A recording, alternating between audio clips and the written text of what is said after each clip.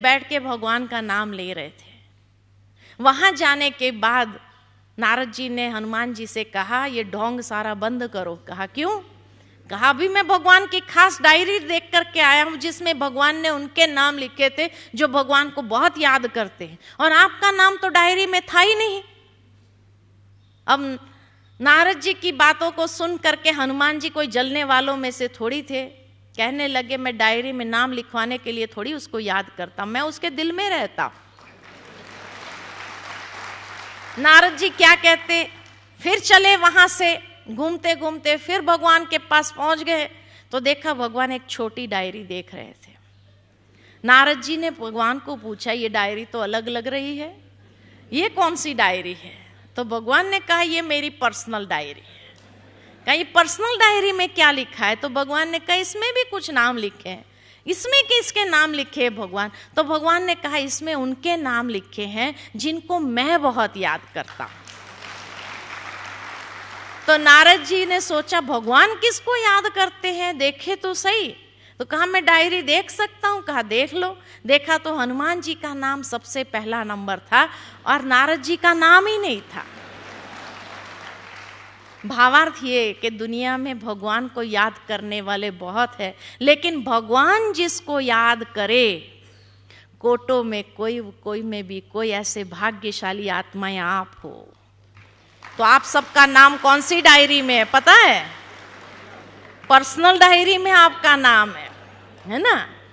लेकिन अब यहां से जाकर के उन लोगों को ये नारद जी वाला काम नहीं करना कि जो यहाँ नहीं पहुंच पाए उनको कहो कि भाई भगवान का प्यार तो है ही नहीं तेरे साथ में। नहीं, उसको भी जा करके ये बातें सुना करके उनका भाग्य भी ऐसे बनाए कि दूसरी बार की जब जूरिस्ट विंग की ये कॉन्फ्रेंस हो उसमें कम से कम वो पहुंच जाए।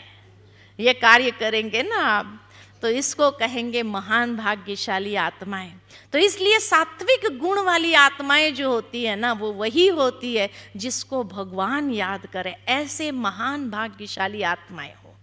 तो इसलिए कहा कि आप इतने भाग्यशाली हो, तामसिक गुण वाले नहीं है तो इसके लिए तो मुबारक।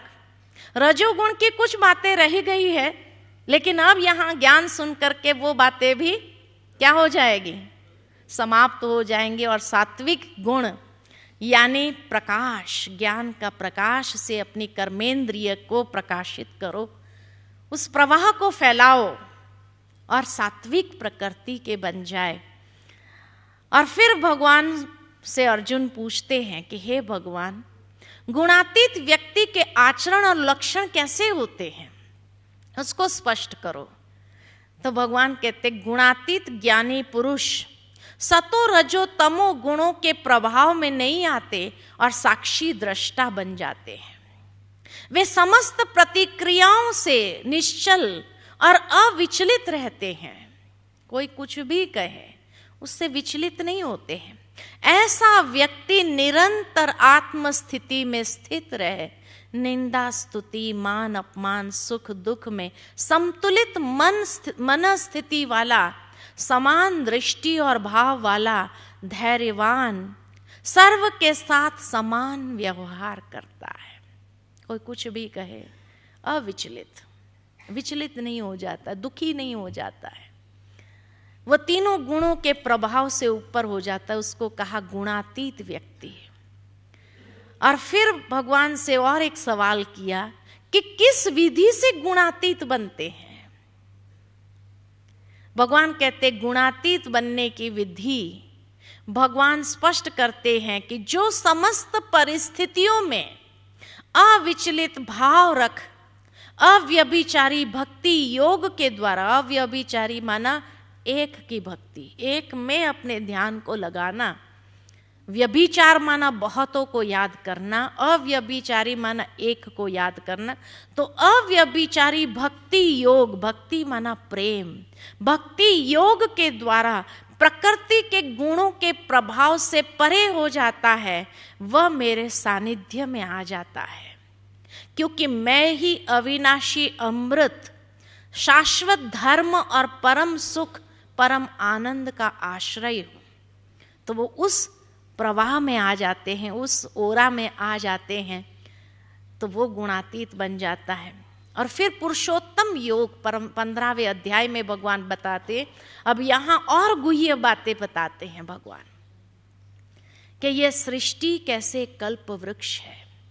तो यह संसार एक वृक्ष है जिसका मूल ऊपर है और नीचे प्रकृति पर्यंत इनकी शाखाएं हैं। यह कल्प वृक्ष अविनाशी है परंतु नित्य परिवर्तनशील है। अविनाशी जरूर है लेकिन नित्य परिवर्तनशील है, जिसका बीज रूप परमात्मा है। कोई भी इसका आदि मध्य और अंत को समझ नहीं पाता है, क्योंकि इस जगत में इसके वास्तविक स्वरूप को देखा नहीं जा सकता। ऐसा कोई वृक्ष नहीं है जिसका बीज ऊपर और शाखाएं नीचे हो। तो इसीलिए लोग उसको समझ नहीं पाते हैं कि संसार एक वृक्ष कैसे है। तो इस जगत में इसके वास्तविक स्वरूप को देखा नहीं जा सकता है। जो इस वृक्ष को मूल सहित जान लेता है वह वेदों के ज्ञाता बन जाता है। उसको वेद पढ़ने की भी जरूरत नहीं, वेदों का ज्ञाता बन जाता है। अब इस वृक्ष को और स्पष्ट करते हैं भगवान कि इस वृक्ष की शाखाएं प्रकृति के तीनों गुणों द्वारा पोषित है। नीचे थुर में आप देखेंगे सात्विक प्रकृति दिखाई है, बीच में राजसिक प्रकृति दिखाई है और अंत में तामसिक काला दिखाया, तामसिक प्रकृति दिखाई। गोल्डन जहां दिखाया है वो सात्विक प्रकृति है। फिर सिल्वर जहां दिखाया है, गोल्डन सिल्वर जो है सात्विक प्रकृति है। फिर कॉपर जिसको दिखाया है उसको राजसिक प्रकृति, और आयरन के जैसा काला दिखाया है वो तामसिक प्रकृति। थुर की तो ये बात है कि सतयुग त्रेतायुग ये सात्विक प्रकृति है, द्वापर युग ये राजसिक प्रकृति है, कलयुग ये तामसिक प्रकृति, वो बीच में आ गया। लेकिन जो उसकी टहनियां निकल रही है अलग अलग धर्म की टहनियां है, जैसे इब्राहिम द्वारा इस्लाम धर्म, तो इस्लाम धर्म भी ओरिजिनल सात्विक स्वरूप में था। फिर धीरे धीरे उसमें भी परिवर्तन आ गया, राजसिक हो गया और अब तामसिक प्रकृति में चला गया। जब तामसिक प्रकृति में चले जाते हैं तो उसकी और ब्रांचेस निकल आती है। मानते एक को है लेकिन उसमें भी कई प्रकार के हो, जैसे क्रिश्चियन धर्म में अगर देखो मानते सभी क्राइस्ट को है। तो पहले शुरू में वो धर्म सात्विक प्रकृति में रहा, फिर राजसिक प्रकृति में आया, और कलयुग के अंदर अभी इतने क्रिश्चियंस भी वैरायटी प्रकार के हो गए। कोई प्रोटेस्टेंट हो गए, कोई रोमन हो गए, कोई कैथलिक हो गए, कोई रोमन प्रोटेस्टेंट है, या कोई रोमन कैथलिक है। इस प्रकार की उसमें भी अनेक टहनियां हो गई। तो इस प्रकार से हर धर्म, बौद्ध धर्म की भी यही हालत है ना, मुसलमान धर्म की भी यही हालत है, सन्यास धर्म की भी यही हालत है। आज भारत के अंदर भी जितने भी धर्म है, सन्यास धर्म को देख लीजिए, उसमें भी वही हालत है कि पहले सन्यास धर्म जो था, जैन धर्म जो था, ये सब सात्विक, लेकिन आज उसमें भी कितने प्रकार के लोग हो गए। सानकवासी, देरावासी, ये वासी, वो वासी, कितने हो गए, है ना। तो उसमें भी अभी तामसिकता आ गई। तो इस तरह ये वृक्ष को वृद्धि होती है।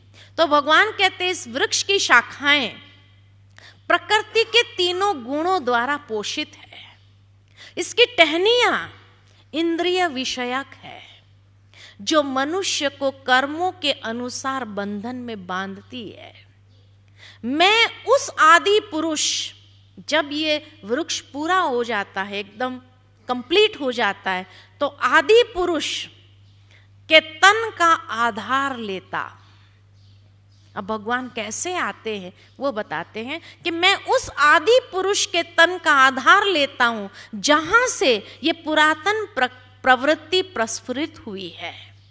वह आदि पुरुष वैराग्य रूपी शस्त्र द्वारा तमोगुण की मजबूत जड़ों को काटकर परम पद को प्राप्त करते। नर से सो नारायण पद को, परम पद वही है। नारी से सो श्री लक्ष्मी, तो वो परम पद है। श्री लक्ष्मी और श्री नारायण ये परम पद है, उसको प्राप्त कर लेते हैं। कैसे प्राप्त करते हैं? तो तमोगुण की जड़ों को काट देते हैं इस संसार में। कैसे काटते? ज्ञान के द्वारा काटते हैं। परिवर्तन जो आता है वो ज्ञान से आता है। और फिर भगवान कहता है, मेरा वो परम धाम जिसे न सूर्य न चंद्र या अग्नि प्रकाशित कर सकता है।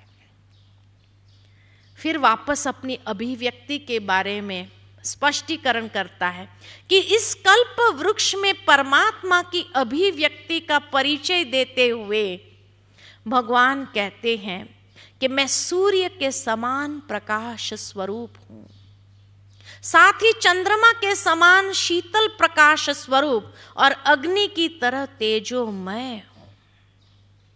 इस पृथ्वी पर 5 भूतों के शरीर का आधार लेकर मैं सर्व को ज्ञान रूपी सोम रस को हजम करने की शक्ति प्रदान करता हूं। भगवान का कार्य क्या है कि संसार में जब आते हैं, परमात्मा ने बताया मैं सूर्य के समान हूँ, चंद्रमा के समान शीतल और अग्नि के समान तेजोमय हूँ। लेकिन जब इस पृथ्वी पर 5 तत्वों का शरीर का आधार लेकर आता हूँ तो भगवान क्या करते हैं? सबको ज्ञान रूपी सोमरस को हजम करने की शक्ति देते। आप सबको मिल रही है ना वो शक्ति हजम करने की? नहीं तो इतनी ज्ञान की बातें को सुनना और हजम करना कैसे हो रहा है? तो भगवान की शक्ति मिल रही है तभी तो हजम हो रहा है, जिसे आत्मा परिपक्व अवस्था को प्राप्त कर तृप्त हो जाती है। मैं ही सर्व आत्मा को अपने वास्तविक स्वरूप की स्मृति दिलाता हूं और उन्हें ज्ञान युक्त स्थिति में स्थित करता हूं। और इस नवीन ज्ञानार्जन की प्रक्रिया में उनकी पूर्व की मिथ्या धारणाएं, जो भी मिथ्या धारणाएं थी, दोषों की विस्मृति हो जाती है। मिथ्या धारणाएं और जो उनके दोष होते हैं उसको विस्मृत कर देता हूं।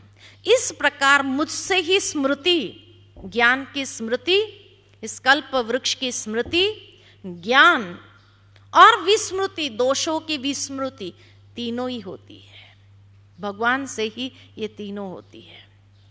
और फिर भगवान कहते हैं इस लोक में शरीर क्षर है, आत्मा अक्षर है।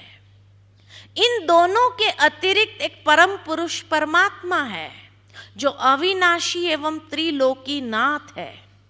जो आत्मा संशय रहित होकर पुरुषोत्तम परमात्मा को जानती है, वह परमात्मा की स्नेह भरी याद में मग्न रहती है। जो इस अति रहस्य युक्त गोपनीय ज्ञान को समझ लेता है, वह मनुष्य ज्ञानवान और कृतार्थ हो जाता है, यानी संतुष्ट हो जाता है। उसे और संसार में कुछ नहीं चाहिए, सब कुछ प्राप्त हो गया, ज्ञान मिल गया, बस बहुत कुछ मिल गया तो कृतार्थ हो जाता है। और फिर 16वें अध्याय में दैवी और आसुरी स्वभाव क्या होता है, तीनों प्रकृति के गुण तो बताए, लेकिन साथ में दैवी स्वभाव आसुरी स्वभाव क्या होता है उसको स्पष्ट करते कि आध्यात्मिक जीवन जीने वाले एक सुसंस्कृत पुरुष के आदर्श गुण क्या होते हैं? अभय, शुद्ध अंतकरण, ज्ञान योग में दृढ़ स्थिति, दानशीलता, इंद्रिय संयम, यज्ञ यानी जीवन रूपी यज्ञ का शुद्धिकरण, स्वाध्याय, तपस्या, सरलता, अहिंसा, सत्यता, क्रोध मुक्तता, त्याग, शांति, पर चिंतन व पर दर्शन से मुक्त, सर्व के प्रति दया एवं करुणा भाव, लोभ मुक्त, मृदुता, विनयशीलता, दृढ़ संकल्पतारी, तेज, क्षमा, धैर्य, पवित्रता तथा ईर्ष्या और सम्मान की अभिलाषा से मुक्त। ये हैं आध्यात्मिक जीवन जीने वाले इस एक सुसंस्कृत पुरुष के आदर्श गुण। और दूसरी ओर आसुरी प्रवृत्ति वाले कौन होते हैं? असुर माना सचमुच कोई बड़े बड़े सींगों वाले, दांतों वाले मनुष्य इस संसार में नहीं होते हैं, लेकिन जिसकी मनोवृत्तियों में, प्रवृत्ति में आसुरी पना है, उसका गुण स्पष्ट करते हैं कि आसुरी प्रकृति वाले मनुष्य के मत में यह संसार मिथ्या है, निराधार है और ईश्वर रहित है। वे यही मानते हैं कि ये संसार कामेच्छा से उत्पन्न होता है, विषय उपभोग के ही उनके जीवन का परम लक्ष्य है और उनके सिवा इस संसार में अन्य कोई कारण नहीं है। ऐसे कभी न तृप्त होने वाली कामनाओं से भरपूर, दंभी, अभिमानी, क्रोधी, कठोर, अज्ञानी और मद से युक्त, अशुद्ध संकल्प वाले, मोहग्रस्त